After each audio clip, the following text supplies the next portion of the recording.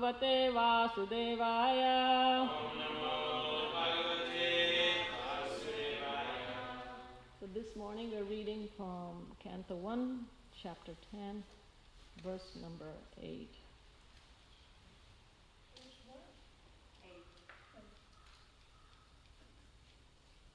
Amantrya chabhyanugyata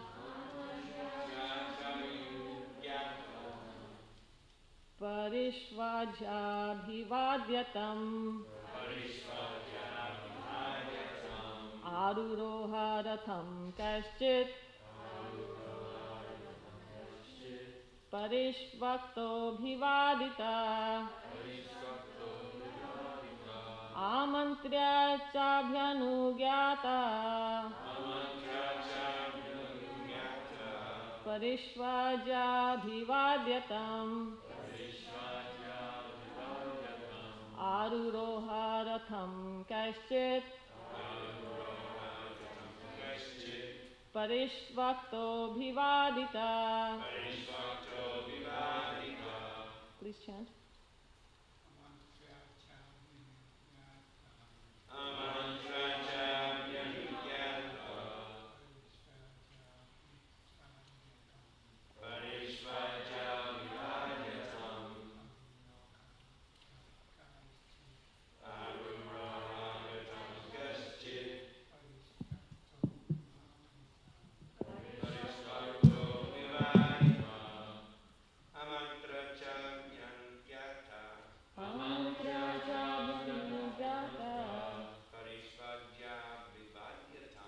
Parishvajabhivadyatam aruroharatham kaschit parishvakto bhivadita amantrya chabhyanugyata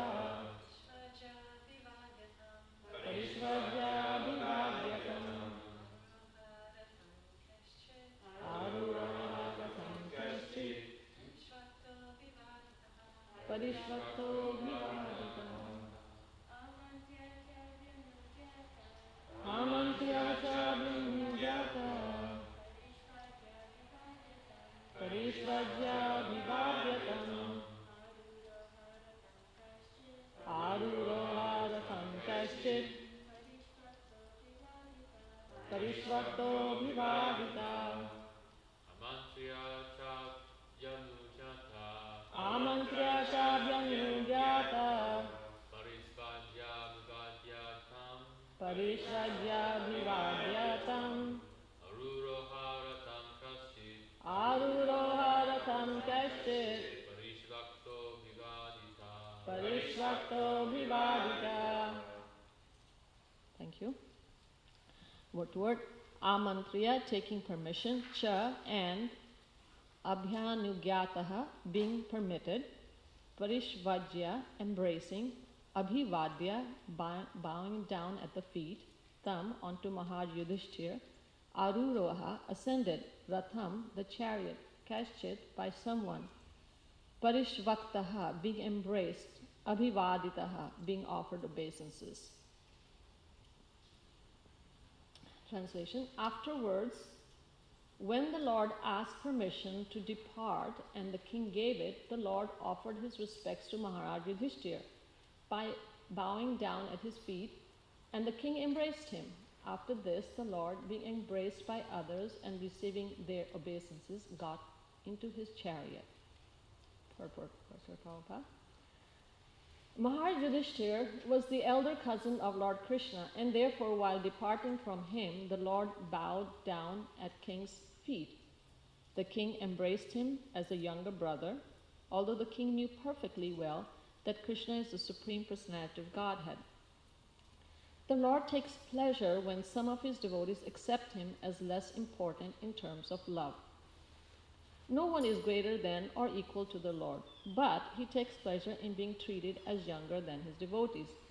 These are all transcendental pastimes of the Lord.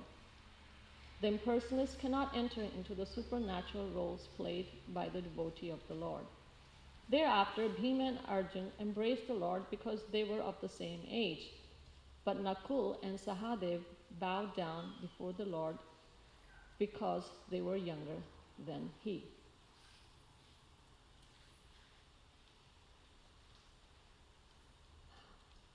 Generally, we see that how such nice proper etiquette is displayed by Krishna. And I see the devotees, before they start the Bhagavatam, which is the proper etiquette, is to offer Mangala Charan prayers. And each devotee offers different prayers. Chaturatma Prabhu offers prayers to the Bhagavatam. Brother Nanda offers other prayers. Sridevi offers other prayers. So, and I guess I was thinking it's just laziness of the mind that I normally don't do that. I offer my prayers to Prabhupada and to the Vaishnavas, small little things. So today I thought I will offer Mangalacharan prayers, but in English. Normally it's recited in Sanskrit, so I can rattle it off in Sanskrit, but I think it's nice that we hear sometimes that in English. That is the Om Gyanati Mandasya, those prayers in the Bhagavad Gita where it's described. So I'll recite them in English. And maybe next time I'll do in Sanskrit if I remember, or hopefully all of you will remind me to offer some prayers, which is a proper thing to do. It brings auspiciousness, and offering prayers is always good. Okay, so I was born in the darkest ignorance, and my spiritual master opened my eyes with the torch of knowledge. I offer my respectful obeisances unto him. When will Srila Rupa Goswami Prabhupada, who has established within this material world the mission to fulfill the desire of Lord Chaitanya, give me shelter under his lotus feet? I offer my respectful obeisances unto the lotus feet of my spiritual master and onto the feet of all Vaishnavas. I offer my respectful obeisances unto the lotus feet of Srila Rupa Goswami along with his elder brother Sanatan Goswami, as well as Raghunath Das and Raghunath Bhatt, Gopal Bhatt and Srila Jiva Goswami. I offer my respectful obeisances to Lord Krishna Chaitanya and Lord Nityananda, along with Advaita Acharya, Gadadhar, Shivas, and other associates. I offer my respectful obeisances to Srimati Radharani and Shri Krishna, along with their associates, Shri Lalita and Vishakha. O my dear Krishna, you are the friend of the distressed and the source of creation. You are the master of the gopis and the lover of Radharani. I offer my respectful obeisances unto you. I offer my respects to Radharani, whose bodily complexion is like molten gold, and who is the queen of Vrindavan. You are the daughter of King Vrishabhanu, and you are very dear to Lord Krishna. And after the Vaishnavas, I offer my respectful obeisances unto all the Vaishnava devotees of the Lord. They can fulfill the desires of everyone, just like desired trees, and they are full of compassion for the fallen souls.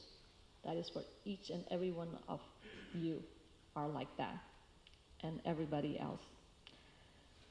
I offer my obeisances to Shri Krishna Chaitanya, Prabhu Nityananda, Shri Advaita Gadadhar Shivas, and all others in the line of devotion.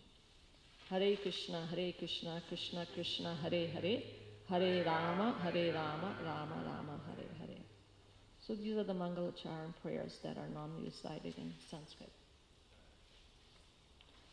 Nama Om Shri Padaya Krishna Prasthaya Bhutale Srimate Bhaktivedanta Swami Dinamine. Namaste Saraswati Deve Gauravani Pacharine Nirvasesha Shunyavadi Paschatya Deshatarine. And again, Vancha Kalpatarubhascha Kripa Sindhubheva Patita Nam Pavanebhyo Vaishnaveyo Namo Namaha. Okay, so if you remember in the first canto, in the first chapter, Questions by the Sages had asked 6 questions. And one of the questions was, I'm going to recite that in Sanskrit because Mother Sukhada gave class when was it? When did you give class? Thursday. And so she was making the point that it's important to recite verses from the Bhagavatam to establish what you're saying.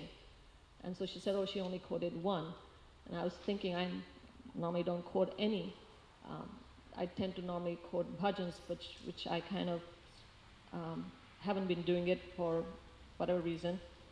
So I'll start off with a Sanskrit verse, and that is the question by the sages. Bruhi Yogeshware Krishna Brahmanye Dharma Varmani Swam Kashtam Adhunopete Dharmakam Sharanam Gata. So the sages were asked Sutta Goswami that when Krishna went back to his planet, now he's gone, Dharma come, Sharanam Gataha, where did Dharma take shelter of? And so then Sutta Goswami responds to that question in chapter 3. And this is a very famous verse. Krishne svadhamopagate dharma jnana adibhi saha kalau nashta disham esha purunarko dhunoditaha. So it's funny, he uses exact word also. He says, he asks adhuno, now that Krishna has gone.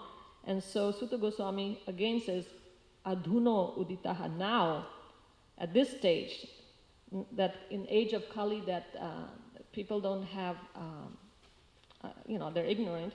Where has it gone? Where do we find shelter? And that's in the Purana. And why is that the shelter?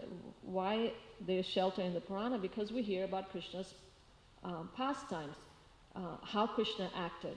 And so we see in this verse, the question was dharma. Where did dharma go? And it says dharma went in the Purana. This is where we take shelter. And so we see here, Lord Krishna, he's acting like a perfect gentleman according to dharma. Dharma includes proper etiquette. It's part of dharma, is the proper etiquette. So here we see that it's a very emotional scene. Krishna had stayed in Hastinapur for a few months, and now he's leaving. He's leaving. Krishna is so dear to the Pandavas. Krishna and the Pandavas are dear to Krishna, and there's such a strong bond. And now he's leaving, and it's really heart-rending for all the devotees in Hastinapur to see Krishna leaving. And it's so emotional, and you will hear later on that how people are fainting, and it's just like so emotional. But even in that emotional situation, we see that Krishna doesn't forget the dharma. He's not just giving hugs to everybody. No, he first asks permission from Yudhishthira Maharaj, and then he bows down at his feet. I mean, Krishna getting on his knees, and you can imagine him either touching his helmet to the ground in front of Yudhishthira Maharaj, or maybe he takes off his helmet and then he touches his head to Yudhishthira Maharaj's feet. I mean, I don't know exactly how he did so, but he is offering his obeisances to Yudhishthira Maharaj.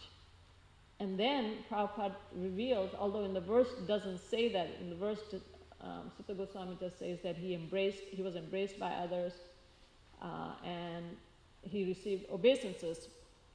But Prabhupada gives example of that in the purport that with Bhima and Arjun, because they are the equal, they are of the same age, Krishna, Bhima and Arjun, they embraced each other.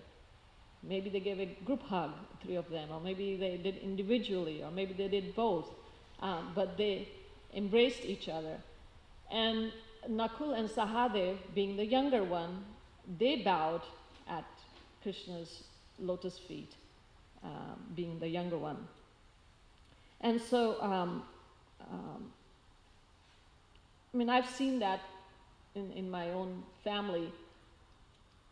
My parents, specifically remember my father, he has an older brother, and even with the sisters, but I remember specifically with his older brother that he would go and not touch his head to his feet, but he would just bow down halfway and then touch his feet, and then my uncle would embrace him. I mean, that's the culture was doing that. There is equality, but at the same time there is a certain etiquette is there, and because we see that all these Yudhishthira Maharaj and all the Pandavas, they're in the friendship relationship. It's Sakhya Ras, but yet so there's equality because there's Sakhya Ras, but yet there is difference there. And Prabhupada makes a very interesting point in one of his, I think, room conversations. I don't remember, it was room conversations or class or what, but I want to read this. He said, so that is the relationship between the spiritual master and the student. So he's talking about spiritual master and student, not even friends. He's saying, so that is the relationship between spiritual master and the student.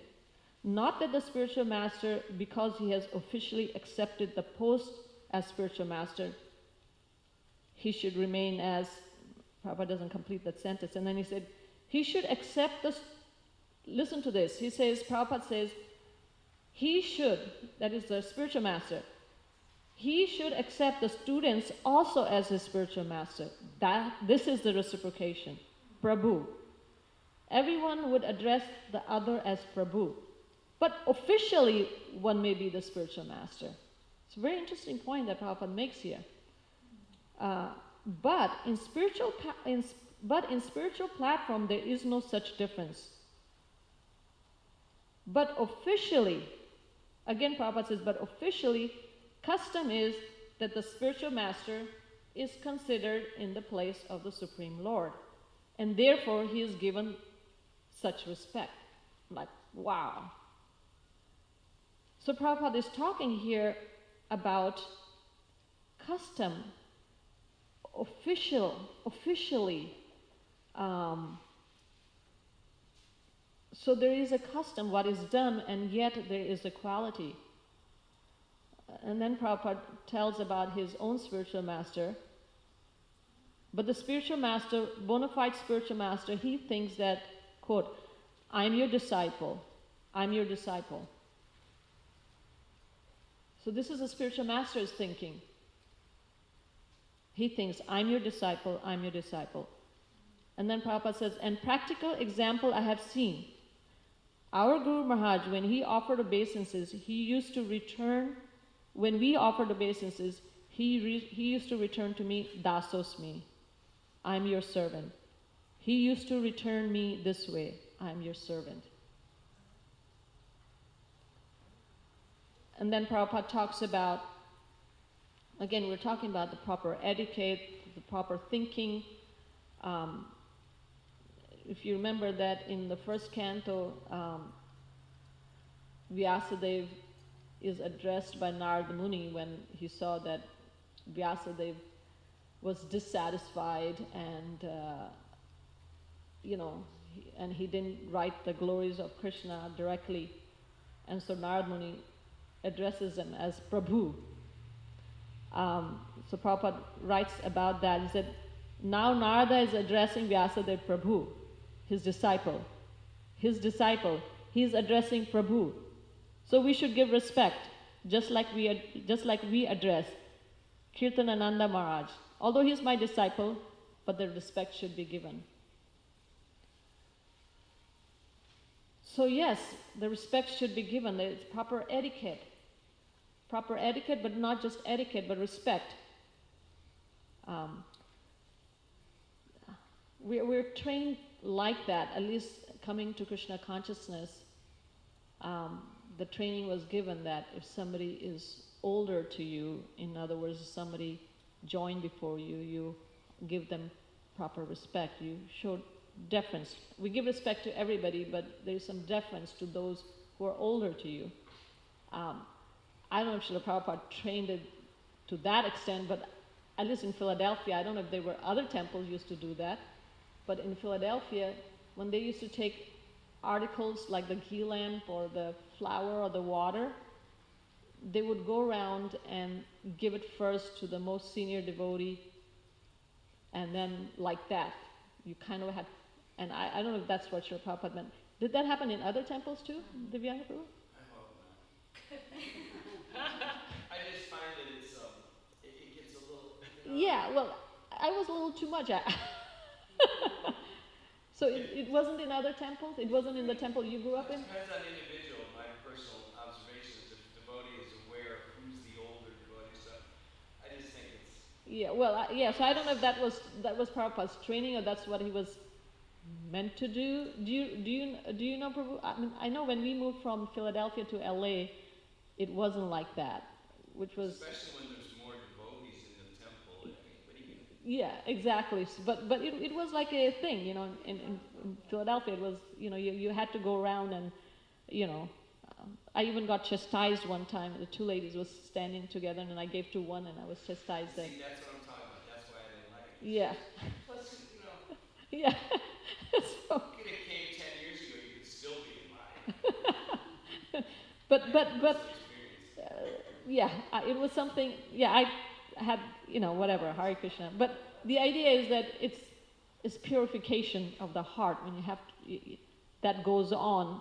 Whether that's meant to go on like that, I don't know. But there's a certain amount of deference to the senior devotees, and that should be there. Again, I can relate to when, for example, at least in families, is if you have an older sibling, then you don't call them by their names. And that's a big thing. You know, like we say, in India, that wives don't call their husband by their names. But it's not limited to that. It's like, it's even among siblings. You don't call, you know, like I've trained Shamadarshini to call her older sister Didi. Or I have three brothers, two older brothers. And I don't call them by their name. And I would feel offensive if I call them by their name. Like, yeah, it's just like offensive. Otherwise you're rejecting them rather than accepting them as the later version of yourself. Yeah. But I guess I'm not too sure if I understood what you said, Prabhu, but. Otherwise, like if you say their name, yeah, their name is something apart from your name, so then you're rejecting them rather than saying, that's the later version of myself. I can grow up to be like that. Yeah. So yeah, I call them Bhaiya. Although when Verna and I were born, and we're twins, and so apparently there was a big discussion whether he's going to be the older brother or I'm going to be the older sister. And we're twins, but it's important that one is to be the older and one is to be the younger. But then my parents decided, no, they're going to be equal. So they had a discussion. So that was a big thing, that I call him by his name and he calls me by my name. So that is the culture. I mean, I was thinking, how much difference of age is between Arjun and Arjun, Yudhishthir, Nakul, Sahadev. I mean, I don't know how long Pandu was in the forest for, and when all of them were born, but maybe there's not much of a difference in their age. But yet, there's older and younger. And we see also that in Hiranyakashipu and Hiranyaksha. I think Hiranyakashipu was considered, they're twins. And I think Hiranyakashipu is the older brother, considered the older brother, I think. Yes. Yeah? Okay. Well, it was, according to Vedically, the one who came out first is supposed to be the younger one, because he went in the womb first. So Hiranyakashipu is the older one. And and he saw that, Hiranyaksha saw Hiranyakashipu as the older brother, so that etiquette was there. We were reading in Gopal Champu, in our reading, there's a discussion of Madhukanta and Snigdha Kanta. They are the two singers who sing to the Brajbasis about Krishna's pastimes. And so just before they were supposed to start singing the pastimes of Krishna, they asked the king, let me read it from what it said. The king, that is Nanda Maharaj, then ordered in a sweet voice, "O Madhukanta and Snigdakanta, we are very eager. Please describe something." And folding their hands, they said, "O king, what story should we begin?" And the king said, "You know everything. Astonish us by relating stories about us." Then they said, "We shall follow the order of the respectable people. But among the two of us, please give the order to one of us. The other will hear." So they're twins, and they're asking who amongst us should speak. And this is what Nanda Maharaj said. On one day, one can speak, and on the next day, the other can speak. So he gave them equal opportunities. But then he said, but the first to speak should be the elder, that is best. So there was equality, but then he said, the etiquette, he said the best is that the elder should speak. And so there is certain aspect of dharma to follow a certain etiquette, to follow proper etiquette. Last week I was attending Satsang Maharaj's Vyasa Puja on Zoom, and after Maharaj spoke his talk, then Giriraj Maharaj was the first one to speak. He wanted to express offering to him. And when Maharaj was speaking, he was, all you could see that he was just so much offering respect. You know, he was saying that how he was his older god brother, senior devotee, senior god brother. And when Giriraj Maharaj joined, and Satyam Maharaj was a president in Boston, so he was remembering all the different things that he had done as a temple president, helped him in different ways, sent him to Prabhupada in India. They needed men, so he was so thankful for that. But in all his expressions, there was just so much gratitude and love, but expression was of a senior god brother, but it was full of love. So although senior, and it's interesting, I noticed that the very first thing when Maharaj started speaking, offering to Satsang Maharaj, he said, this is what he said first. He said, "I love you, Maharaj." And you could see that it was just love pouring out of his heart for his senior god brother. You know, Giriraj Maharaj is just like, when I look at his face, he's got these cheeks and they become red, and then what is like a rasgulla cheeks with nectar flowing out from his mouth, you know. And it's like that. Even maybe last month, I was remembering that how when Yashomati Nandan Prabhu left, and I was listening to Giriraj Maharaj's offering then, and there was just so much love pouring out for his younger god brother.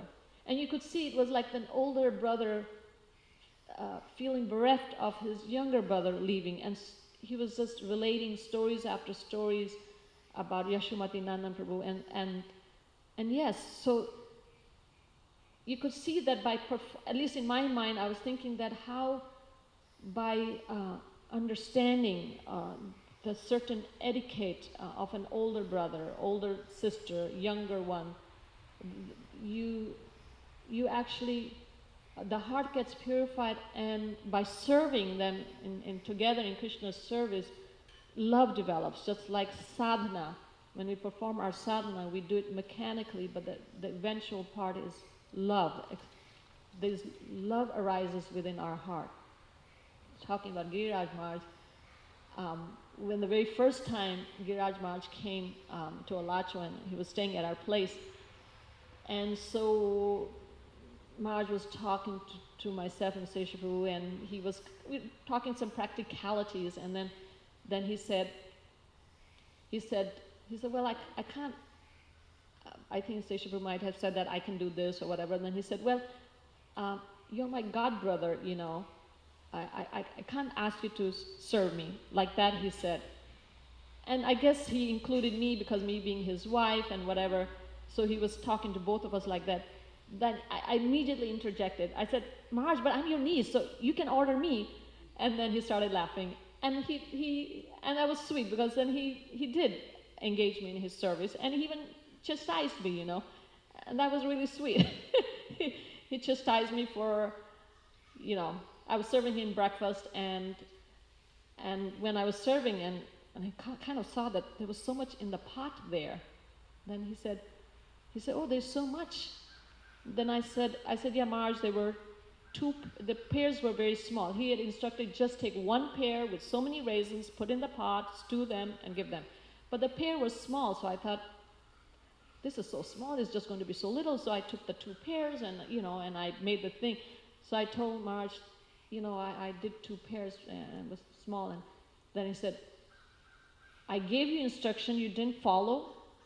You couldn't follow my simple instruction.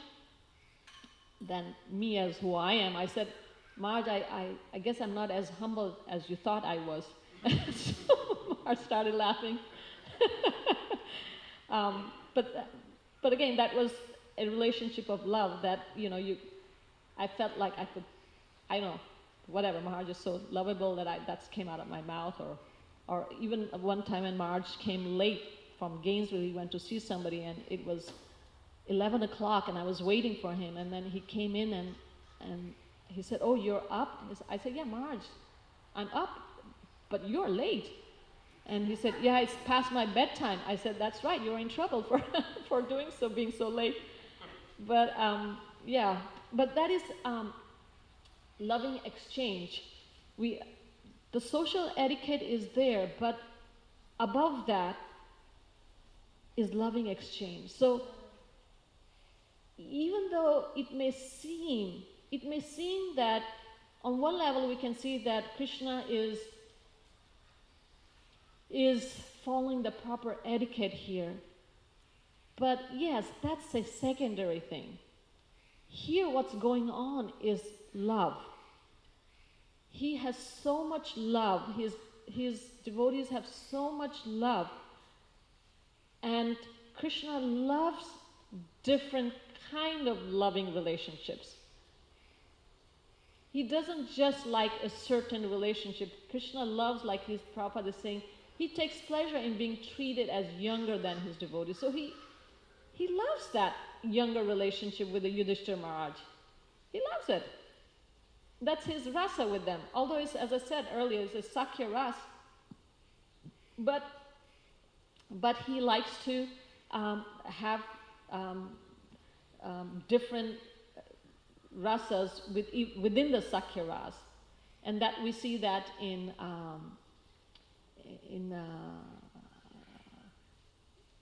Nectar of Devotion. In Nectar of Devotion describes different rasas. But before I say that, I wanted to read this part about Arjun. No, actually, I can read about Yudhishthira too, because it talks about younger. This is in the Nectar of Devotion, and Prabhupada is mentioning about the Pandavas. Here, they're leaving. I mean, Krishna is leaving, and we're hearing that description. In the Nectar of Devotion, Prabhupada is talking about when Krishna is arriving in Hastinapur. So, how the sons of Pandu, the Pandavas, enjoy Krishna's association is described as follows. When Shri Krishna arrived in Indraprastha, the capital of the Kurus, Maharaj Yudhishthira immediately came out to smell the flavor of Krishna's head. That is just so sweet. Musk, camphor, so it's smelling. In the Vedic custom, that is, it is the Vedic custom that a superior smells the heads of his subordinates. When the subordinates offers respect to the superior by touching his feet. And then similarly, Arjun and Bhima embraced Krishna with great jubilation. And the 2 younger brothers, Nakul and Sahadev, touched the lotus feet of Krishna with tears in their eyes and offer their respects. It's just amazing the emotions that are displayed by these Vaishnavas. But another captivating part was that it is said that once Arjun was lying on his bed with his head upon Krishna's lap and was talking and joking with Krishna in great relaxation, enjoying Krishna's company with smiling and great satisfaction. So this is the loving exchange, following the etiquette, but the main ingredient is that's a side thing. The real thing that's having them do all this is because of rasa. Krishna is what is it called? Akhila Rasamrita Murti. But I also want to read something that is shows that sometimes the social etiquette is transgressed, and again because of affection and not because of anything else. If I can find that. This morning I had such a the printer wasn't working, and a few minutes. That's a very nice pastime of Parjanya Maharaj, again given in Gopal Champu. Okay, this is Parjanya Maharaj, who is Nanda Maharaj's father. And Parjanya Maharaj, I'm going to read this. I have got a couple more minutes. Parjanya gave bliss to all beings. He was without lamentation and possessed more wealth than others. He experienced great bliss and was unattached to maintaining a household. He decided that he would spend his whole life in worshipping the lotus feet of Govinda. He wanted to give the responsibility of continuing the family line to Upananda. Upananda was the oldest son. Finally, in the assembly, attended by kings like Vasudeva and Gargamuni, he handed over responsibilities. So Parjanya Maharaj is leaving, and he's going to give the responsibilities to his oldest son, Upananda, which is natural, just as proper etiquette. Upananda, accepting the order of his father, thought himself successful, but in that assembly with great souls like Vasudeva, Upananda called his younger brother, Nanda, and embraced him with affection. By tilak, he gave Nanda sovereignty over Gokula. So this is social etiquette, or the proper custom is being overruled here. And why? Let's hear why. Seeing the action of Upananda, Nanda became reserved. So can you imagine in that assembly, with great people like Vasudeva and Gargamuni, it's a big assembly, and Upananda being the oldest brother, he is giving the crown to Nanda. And so Nanda is feeling like, what's happening here? So he's feeling reserved. So he became reserved. When the people became astonished, so everybody is looking like, what's happening? Parjanya's eyes became eager. So he also didn't know what was happening. So he just crowned Upananda, and now Upananda is crowning Nanda. But then Upananda explains. Upananda said, I cannot take responsibility without first considering as follows. Everyone is dependent on, what do you think everybody is dependent on? And, that's right, on Krishna, you're right. But what does Krishna give? Mercy and love, affection. So that's what Upananda said. Everyone is dependent on affection.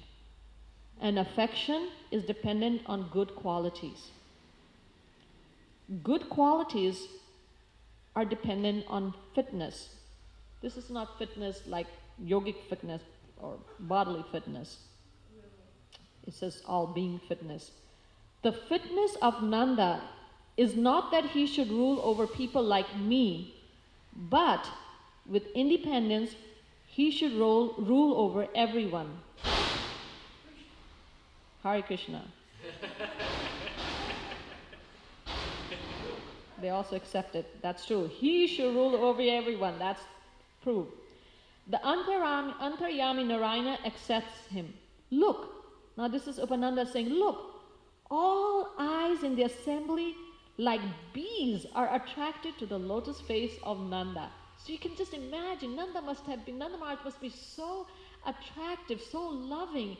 So sometimes you see that in our ISKCON family, that you see certain devotees, you look at them and they're just so loving.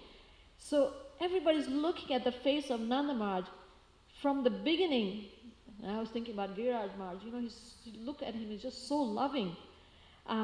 So he's attracted to the lotus face of Nanda. From the beginning, this has been arranged by the favor of Narayan. Let him rule in my name. I will be his assistant, Upananda. He is our king. And so sounds of Haribol, very good, were heard clearly in the sky with showers of flowers. In the assembly, there were cries of victory, victory, made by people with wide eyes. So dear devotees, yes, we should follow proper etiquette, follow the proper norm, the custom, but all that is subservient to love and affection for each other. So that is the qualities that we have to give to each other, is love and affection. And that is how Krishna is pleased. Are there any questions or comments on this subject matter?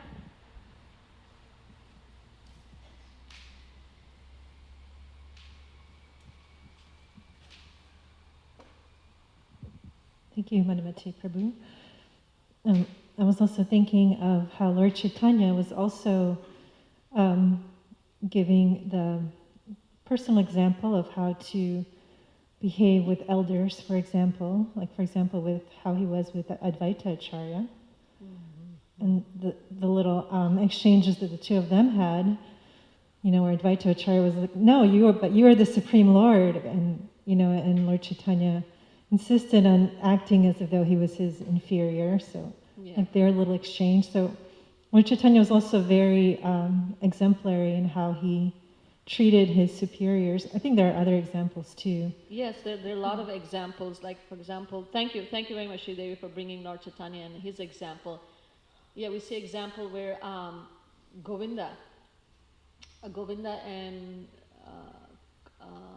Kashi Mishra, or maybe Kashishwar. Yeah, I think Kashishwar Pandit. They both are god brothers of Lord Chaitanya, and when Ishwar Puri had sent them to serve Lord Chaitanya, and Lord Chaitanya did not want to accept that service. But then he was told by his, I forget who, told him that maybe Sarvabhauma Bhattacharya, that your spiritual master has sent them, so that is something that you have to accept their service. And so Lord Chaitanya did then accept Govinda's and Kashishwar Pandit's service from them as god brothers. In talking about Lord Chaitanya, we see that we see the other aspect of him of affection being overriding everything else. In his example is Maharaj Yudhishthira is asking permission here, yeah? Krishna is asking permission from Maharaj Yudhishthira. And by the way, this is the second time he's asking permission. If you remember, does anybody remember this is the second time he's getting on the chariot? Does anybody remember when was the first time he got on his chariot and He never left. Why? Does anybody remember? Krishna got on his chariot, ready to leave for Dwarka, and then what happened? Everybody wants him to stay. Yeah, but you're right. Everybody wanted him to stay. But something happened. Uttara came running. She asked him to protect, to yeah. stay and protect. That's right. So Uttara came and she said, Krishna Pahima, please protect me because this Brahmastra is coming. And then Krishna got down and then wanted to say Haribol to everybody else, and then Yudhishthira Maharaj, like, he didn't give him permission. Yudhishthira Maharaj said, no, please stay. So he stayed for a few months, and now he could have said that, oh my God, I'm not going to ask him permission again, because what if he tells me to stay again, you know? But no, he asked out of love, and if Yudhishthira Maharaj had probably told him no, he would have said, okay, he would have stayed, but Yudhishthira Maharaj wasn't going to take advantage of that either. So, but yeah, so I was talking about how Krishna is asking permission, and we see that Lord Chaitanya, Krishna is asking from his elders, but Lord Chaitanya, before he goes to Vrindavan, I was just listening to that yesterday for Radhanath Maharaj's Vyasa Puja. Radhanath Maharaj was talking this, that how when Lord Chaitanya was leaving to go to Vrindavan, then he asked his youngers to give him permission to go to Vrindavan. And they wouldn't give him permission, actually. They would not give him permission. And so, but then eventually, but he was asking Sarvabhauma Bhattacharya. He was just a new devotee. He just joined, you know, or Gadadhar, his brahmachari friend, you know, from before. So he was asking his youngers permission to go. So we see that, again, affection. He followed the rules and regulations, and yet affection allowed him to do things that would normally not be done. Thank you. Thank you for that comment, Sridevi. Any other question or comment? There's one online question. Yes, please. It's from Mother Sankalpa. She asked the question halfway through, so you may have answered it to a degree. But Mother Sankalpa asked, to which degree do the etiquette rules apply in devotional service? And then Srila Prabhupada placed his woman disciples in equal positions with the male devotees in many instances. A comment on top of the question. Yeah, I think it was answered in the class that yes, there is certain etiquette, but then we don't need to follow the etiquette of taking the ghee lamp around, like, you know, I mean, but it's a natural thing. I think the main thing is when affection is there, then naturally there is deference given to your seniors, and or sometimes they're not even senior in a certain way, but you respect them so much. I see that sometimes, like for example at Sadhu Sangha, there might be other sannyasis who are there to speak, but they will ask Vaisheshika Prabhu to speak. He's a householder. But no, everybody has so much respect and love and affection and admire him, and that they don't know that when he speaks, everybody will be inspired. So yeah, so there is etiquette, and at the same time, yeah. Stiti D. Muni Prabhu has a question. Uh-huh. As the devotees continually get older, there are fewer, even older devotees to offer deference to. Within Vedic culture, what then would be the best way to offer deference to no one when elders are lacking? I didn't really get the question because of the math. The deference is that you don't get it now, you get it, you get it. That's why I don't like that system. It's just that it leaves it up to somebody's mind. Hey, this guy's only been here a week. We give it to him. What is that? That's called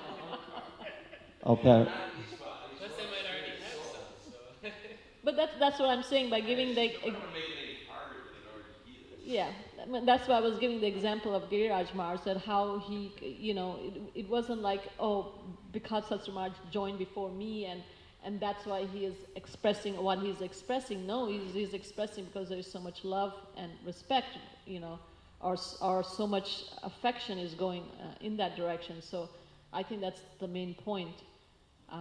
certain amount of deference is certainly given. Prabhupada instructed us how to respect the authorities, to hear the authorities. That is an expression of respect, to hear what the authorities are saying. We have to respect that. Who is your authority? You have your Bhaktin leader, Bhakta leader, your temple president, your temple commander.